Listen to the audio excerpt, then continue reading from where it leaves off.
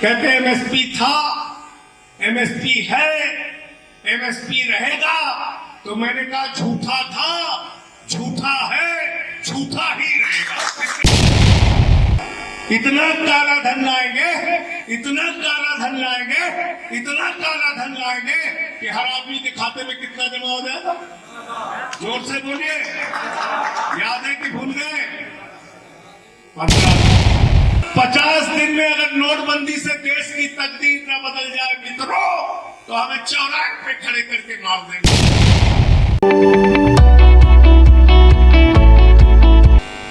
जब ये काला कानून पार्लियामेंट में आया था, उस वक्त मैंने इन तीनों कानूनों को पढ़ा और इन कानूनों को पढ़ने के बाद ये साफ तौर पे समझ में आ गया था कि भारत की मोदी जी की सरकार ने ये कानून किसानों के लिए नहीं बनाया, ये कानून हिंदुस्तान के लोगों के लिए नहीं बनाया, ये कानून हिंदुस्तान के अन्नदाताओं के लिए नहीं बनाया, बल्कि ये कानून अपने दो पूंजीपति मित्रों के लिए बनाया है, उन अमीर जिनकी गुलामी ये सरकार करती है। अगर ये कानून किसान के लिए है तो आपने किसान से बातचीत क्यों नहीं की? अध्यादेश के जरिए आप ये बिल क्यों लेके आए?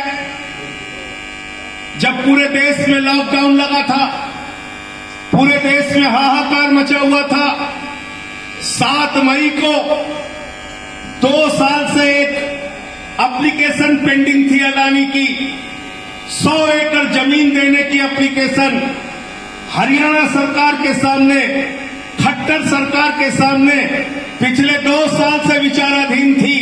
वो कहता था हमको भंडारण के लिए, कोल्ड स्टोरेज बनाने के लिए जमीन दे दो। हरियाणा की सरकार उस पर रोक लगाती थी, बार बार रोक लगाती थी, लेकिन 7 मई को जब सरकारी दफ्तर बंद थे, जब लॉकडाउन लगा था, पूरे देश में कोरोना से हाहाकार था, उस समय खट्टर सरकार ने दफ्तर खोल के अडानी को 100 एकड़ जमीन भंडारण के लिए दी और 5 जून को ऑर्डिनेंस पास करके अध्यादेश बना के नरेंद्र मोदी ने 5 ऐसे काले कानूनों में शामिल किया है मुद्दों को, जिसको आप जानेंगे तो आपको पता चल जाएगा कि ये काला कानून किसके लिए बना है। और उस पर पहली बात ये लिखी कि अब पूरे देश में कोई भी पूंजीपति जितना मन चाहे जमाखोरी कर सकता है, भंडारण कर सकता है, कोल्ड स्टोरेज बना सकता है। तो अडानी को 7 मई को जमीन दी गई और 5 जून को ऑर्डिनेंस पास किया गया लॉकडाउन के दौरान, जब देश के अंदर, पूरे देश में जब कोरोना की महामारी फैली थी। तो ये कानून किसान के लिए नहीं, ये कानून अडानी के लिए बनाया गया, पूंजीपति मित्रों के लिए बनाया गया। और इस कानून में लिखा क्या है? एमएसपी एमएसपी एमएसपी की बात मोदी जी करते हैं, कहते हैं एमएसपी था, एमएसपी है, एमएसपी रहेगा। तो मैंने कहा झूठा था, झूठा है, झूठा ही रहेगा, इसके अलावा कुछ नहीं। इतना बड़ा झूठ! अरे तीनों काले कानूनों में मैं भाजपाइयों से कहता हूं, एक लाइन दिखा दो कहीं एमएसपी के लिए लिखा हो, एक लाइन दिखा दो कहीं पे एमएसपी के लिए लिखा हो कि इसमें एमएसपी है। एक लाइन दिखाओ आप, इसमें एमएसपी का कहीं एक शब्द नहीं है। क्या कहते हैं? कहते हैं प्रधानमंत्री जी ने कह दिया, आप लोग मान लो किसान भाइयों की एमएसपी मिलेगी। अरे मैंने कहा ये प्रधानमंत्री तो बहुत कुछ कहते रहते हैं। प्रधानमंत्री ने क्या कहा था? इतना काला धन लाएंगे, इतना काला धन लाएंगे, इतना काला धन लाएंगे कि हर आदमी के खाते में कितना जमा हो जाएगा? जोर से बोलिए, याद है कि भूल गए? 15 लाख। 15 पैसे भी आपके खाते में नहीं आए। नौजवानों को क्या बोला? बोले 2 करोड़ रोजगार हर साल देंगे, 12 करोड़ बेरोजगारों की फौज खरीदेंगे। नोटबंदी तो क्या बोला? 50 दिन में अगर नोटबंदी से देश की तकदीर न बदल जाए मित्रों, तो हमें चौराहे पे खड़े करके मार देना। कहा था कि नहीं कहा था? बोला जीएसटी से आपको दूसरी आजादी मिल जाए। कैसे मूर्ख बनाता है ये आदमी।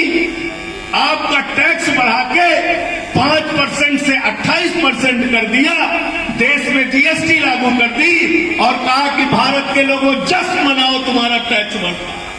तो आप लोग भी जश्न मनाने लगे। अभी अनिल शर्मा जी कह रहे थे, राजेंद्र चौधरी जी कह रहे थे, मैं एक बात में अपने प्रधानमंत्री जी की खासियत मानता हूं, अगर अंतर्राष्ट्रीय भाषण प्रतियोगिता करा ली जाए तो नरेंद्र मोदी जी नंबर 1 पर आएंगे, 2 नंबर पे नहीं आएंगे। इतना झूठ बोलता है, सुबह से शाम तक आदमी झूठ बोलता है और कह रहे प्रधानमंत्री ने कह लिया, आप मान लीजिए एमएसपी मिलेगी। अब मैं आपको देसी भाषा में समझाता हूं। मान लीजिए कि अनिल शर्मा जी अपना 10 कुंटल धान बेचने के लिए बाजार में गए, मंडी में गए, इनको इनके धान का दाम नहीं मिला, इनको इनकी एमएसपी नहीं मिली, इन्होंने न्यायालय में मुकदमा कर दिया। जज साहब के सामने गए और बोले साहब हमें एमएसपी नहीं मिली, एमएसपी दिलाइए। तो जज साहब पूछेंगे कानून में कहां लिखा है शर्मा जी एमएसपी। तो ये जज साहब से जब ये कहेंगे कि जज साहब आपने नहीं सुना, मोदी जी ने बहुत अच्छा भाषण दिया था कि एमएसपी मिलेगी, एमएसपी मिलेगी, एमएसपी मिलेगी, तो जज साहब इनका याचिका पकड़ेंगे और उठा के कूड़ेदान में डाल देंगे। एमएसपी कानून की गारंटी से मिलती है, मोदी के भाषण से नहीं मिलती। पहली बात। दूसरी बात क्या लिखा है? Contract farming. पूरे देश में किसान अपने ही खेत में गुलाम बन जाएगा। बड़े बड़े पूंजीपति आपका खेत ले लेंगे, अपने मनमानी वहां पर खाद डालेंगे, अपने मनमानी वहां पे केमिकल डालेंगे, अपने मनमानी वहां पे बीज डालेंगे, अपने मनमानी वहां पे पैदावार करेंगे। पैदावार अच्छी हो गई तो माल अपने पास, पैदावार खराब हो गई तो उनके खिलाफ आप न्यायालय में नहीं जा सकते, कोर्ट में नहीं जा सकते। यानी कि आपकी जमीन पे आपको गुलाम बनाने का कानून है कॉन्ट्रैक्ट फार्मिंग। समझ गए आप? और तीसरा क्या लिखा है? असीमित भंडारण। असीमित भंडारण। हम लोग हिंदू समुदाय से आते हैं, यहां हमारे मुस्लिम भाई भी बैठे हैं, सिखों में भी जाके पूछ लेना, ईसाइयों में भी पूछ लेना, किसी जाति में पूछ लेना, किसी धर्म में पूछ लेना, जमाखोरी को पाप मानते हैं कि नहीं मानते? जोर से बोलो, मानते हैं कि नहीं मानते? अगर बाजार में सामान की उपलब्धता नहीं होगी, फल सब्जियां अनाज नहीं होगा और उसको कोई साहूकार, कोई पूंजीपति जमा करके अपने गोदाम में रखेगा तो उसको काला बाजारी और जमाखोरी कहा जाता है कि नहीं कहा जाता है? जोर से बोलिए, कहा जाता है कि नहीं कहा जाता है? मोदी जी ने क्या किया है तीसरे कानून में? बोले असीमित भंडारण की छूट।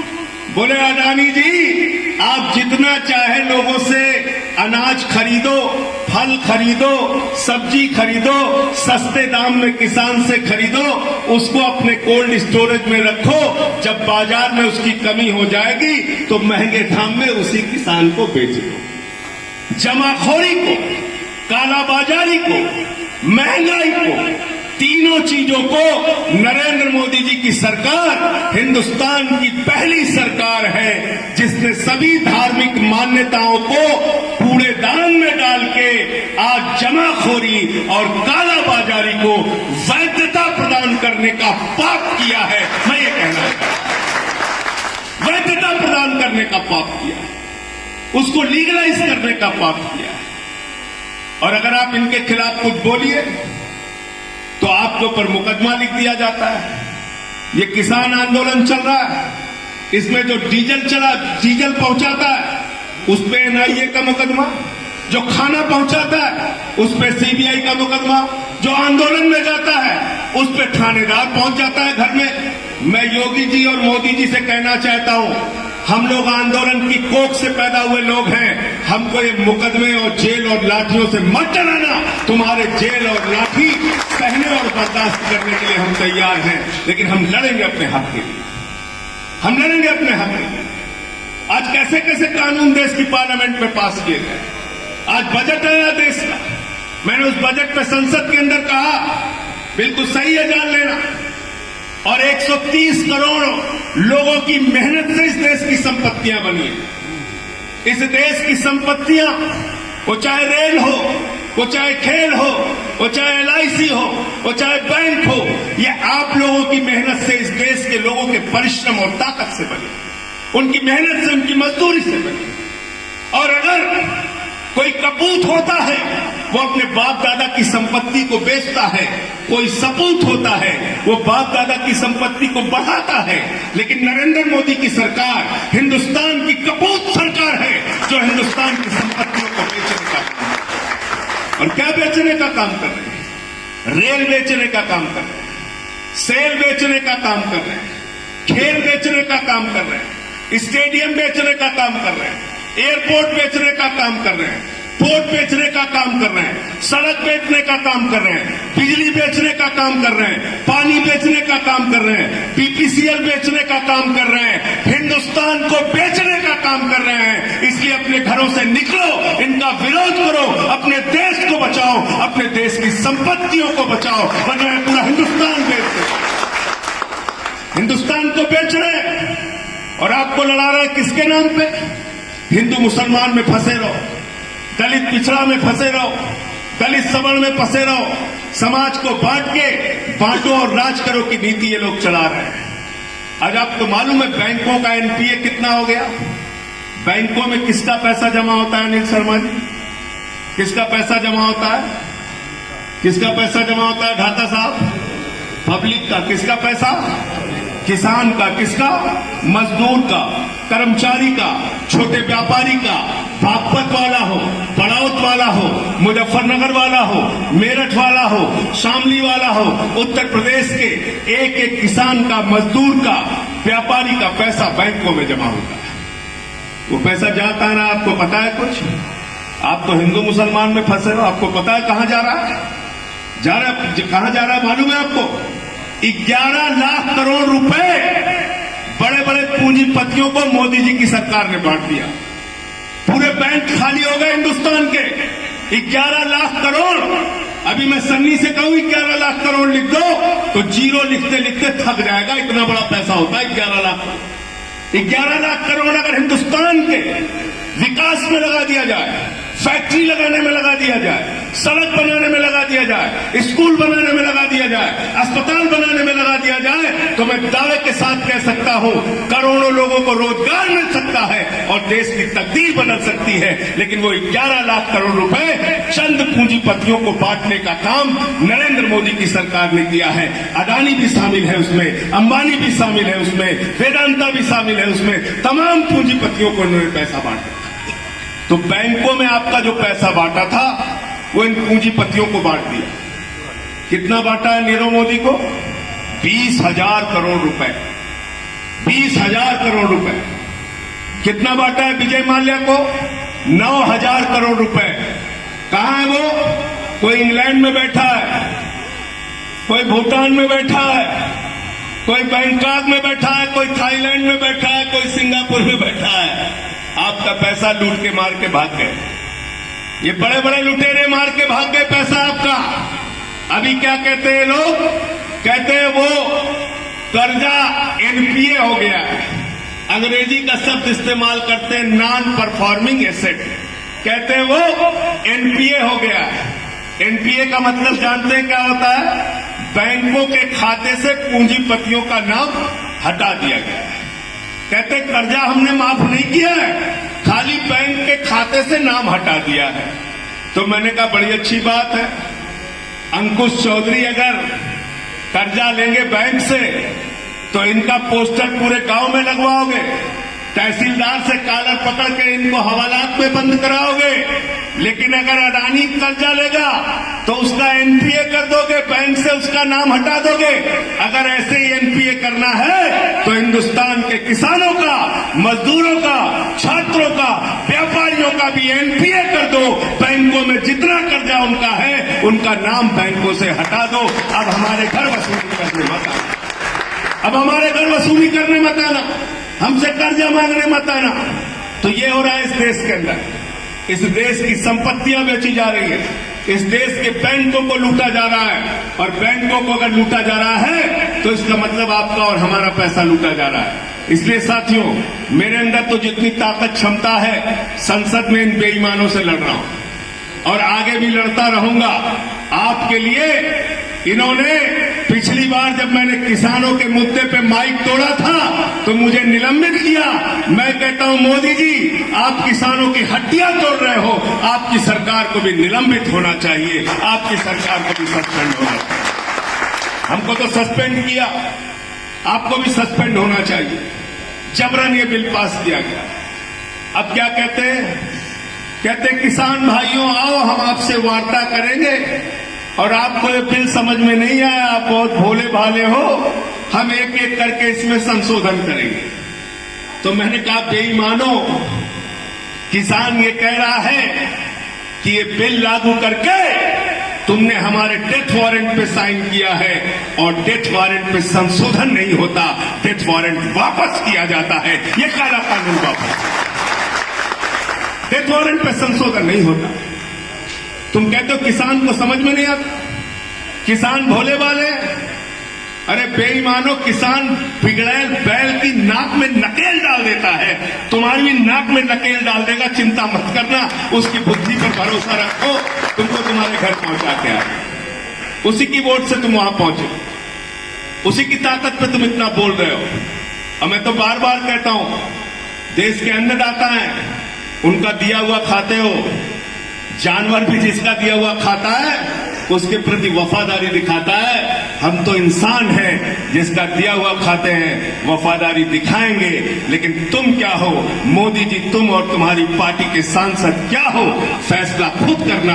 तुम जिसका दिया हुआ खाते हो उसको आतंकवादी कहते हो, उसको देशद्रोही कहते हो, उसको खालिस्तानी कहते हो, उसको पाकिस्तानी कहते हो, उसको चाइना परस्त कहते हो। धिक्कार है ऐसी सरकार पे जो देश के अन्नदाता को देशद्रोही कहने का काम करती है। जाकर देखो गाजीपुर के बॉर्डर पे 97 साल के इलम सिंह मिल जाएंगे तुमको, जहां पर बताते हैं वो कि उनके 2 बेटे देश की सेना में, फौज में रह के देश की सेवा कर रहे हैं। जाओ वहां पर देखो, आपको पता चल जाएगा। 80 साल के वहां पे गुरमुख सिंह थे, ex army man, Sikh Punjab के, जिन्होंने 71 में पाकिस्तान के खिलाफ लड़ाई लड़ी, उनको पकड़ के तुमने जेल में डाल दिया। शर्म आती है ऐसी सरकार पे जो हमारे किसानों को, अन्नदाताओं को खालिस्तानी, पाकिस्तानी और देशद्रोही कहती है। मैं बताता हूं पाकिस्तानी और देशद्रोही कौन है, लाल किले पे हमला करने वाले कौन है। वो दीप सिद्धू, वो भारतीय जनता पार्टी का नेता है, जिसकी तस्वीर